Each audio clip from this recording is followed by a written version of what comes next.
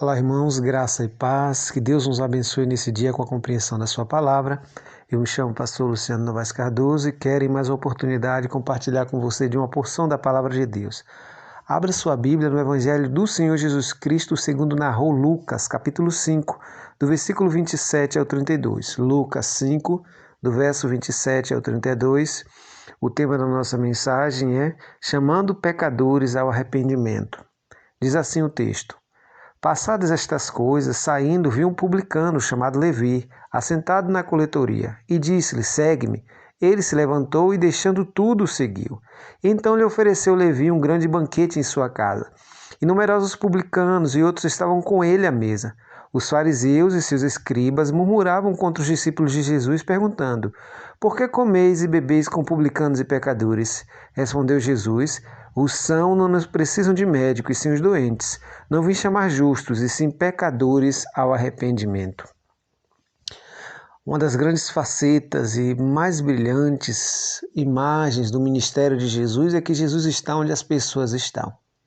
Ele vai levar a sua mensagem de arrependimento aos excluídos da sociedade.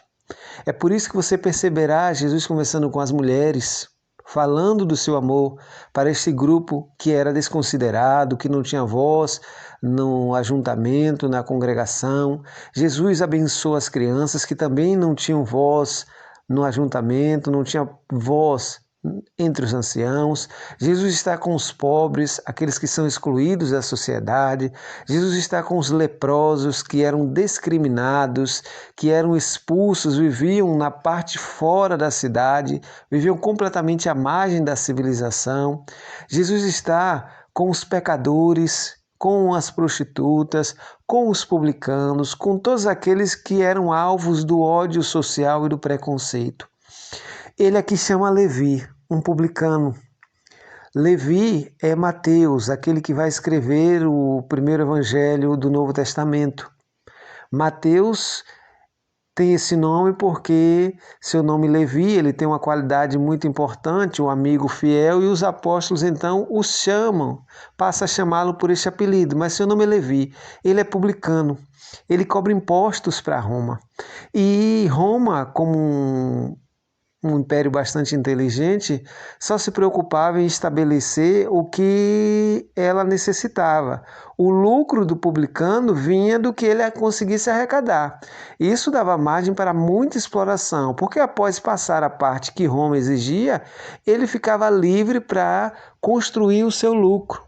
E nessa construção do lucro, eles praticavam barbaridades.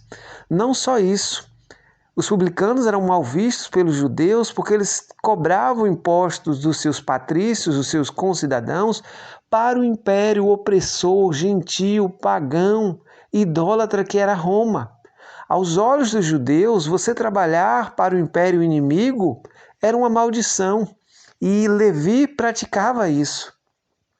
E Jesus chama então este indivíduo, hostilizado, odiado pelos seus concidadãos, discriminado por todos, para segui-lo.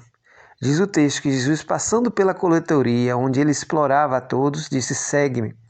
E provavelmente ele, já conhecendo a fama de Jesus e quem era Jesus Cristo, se levantou, deixando tudo, o seguiu.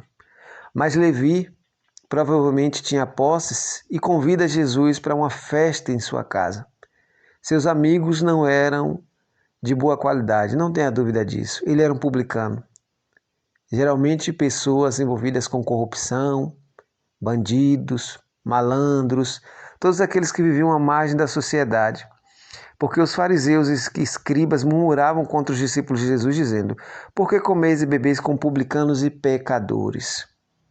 Na cultura judaica, comer com alguém é compartilhar, é ter comunhão com estas pessoas. Mas Jesus não ia para ali beber, encher a cara, dar escândalo, sair trocando as pernas. Ele ia com objetivo. Os sãos não necessitam de médicos, e sim os doentes. Não vim chamar justos, mas pecadores ao arrependimento. Jesus vai à casa de Mateus, de Levi, para pregar o evangelho, para mostrar àquele grupo que precisava de mudança, porque Jesus estava onde as pessoas estavam. Como Igreja de Jesus Cristo, precisamos recuperar esta visão evangélica e bíblica de estar onde as pessoas estão.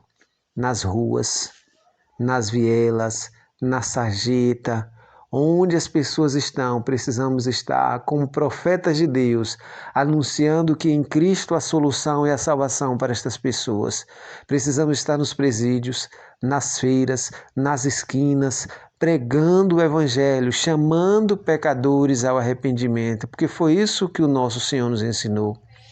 A Igreja do Senhor no Império Romano conseguiu transformar o império porque estava com os excluídos da sociedade, com os órfãos, com os discriminados, com os escravos, com as mulheres, com os velhos, com os bebês abandonados. A Igreja estava com estes, estava com os pobres. Historicamente a Igreja esteve com estes. E nós precisamos sempre lembrar que esse é o nosso ministério. Nunca se esquecer de que em Cristo Jesus não há acepção de pessoas. Deus não está preocupado com a conta bancária de ninguém. Porque na nossa sociedade temos a tendência de valorizar e tratar com muito cuidado aqueles que possuem posses, que possuem fama, que possuem destaque na nossa sociedade, mas de desprezar aqueles que vivem às margens, que sofrem na exclusão, na desigualdade tão violenta de nosso país. A Igreja de Jesus não pode refletir a sociedade. Pelo contrário, ela precisa transformar.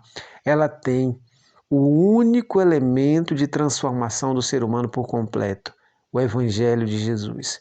Filosofia nenhuma conseguiu mudar o ser humano. Nenhuma pandemia vai conseguir melhorar a humanidade. Isso é ilusão, isso é ficção. O único instrumento de transformação do ser humano é o Evangelho, porque o Evangelho é o poder de Deus para a salvação de todo aquele que crê. Jesus, no seu corpo de apóstolos, nos mostra o que é a diversidade da igreja e como precisamos compreender e aprender a viver juntos. Jesus tem Mateus, publicano. Jesus tem Judas Iscariote, alguém que sonha com uma revolução. Jesus tem Pedro, explosivo. Jesus tem Simão, o Zelote, que lutava, os Zelotes lutavam e defendiam a guerra armada contra Roma para expulsar o povo opressor, os dominadores. Jesus tem Mateus, Levi, o publicano, alguém que trabalha a serviço do império. Em um mesmo grupo, alguém que defende a luta armada contra o império. E também alguém que trabalha a favor do império. Nesses dias que nos aproximamos da campanha política, precisamos sempre lembrar que a igreja está acima dessas divisões. Nosso Senhor chama-se Jesus Cristo. O seu amor nos une. O amor dele deve estar acima de qualquer bandeira política. O único Senhor que devemos cultuar, adorar é Jesus Cristo. Nenhum ser humano, nenhum deles poderá revolucionar a sociedade. Há muita idolatria em nosso meio. E nós, muitas vezes, nessa idolatria política que praticamos, nos esquecemos da nossa missão: pregar o Evangelho a todos. Aos comunistas, aos que são da extrema-direita, aos que são da extrema-esquerda, pregar o Evangelho a todos e entender que a igreja é formada por todos esses grupos, ricos e pobres, negros e brancos, viúvos, casados, solteiros, crianças, velhos. Nós precisamos compreender e discernir o corpo de Cristo. Que nessa semana o nosso Senhor Jesus Cristo ilumine o meu e o seu coração. Que Ele coloque diante de nós pessoas para falarmos o seu amor. Que Ele inflame nossos corações na paixão pelas almas perdidas. Que Deus nos abençoe no santo nome de Jesus.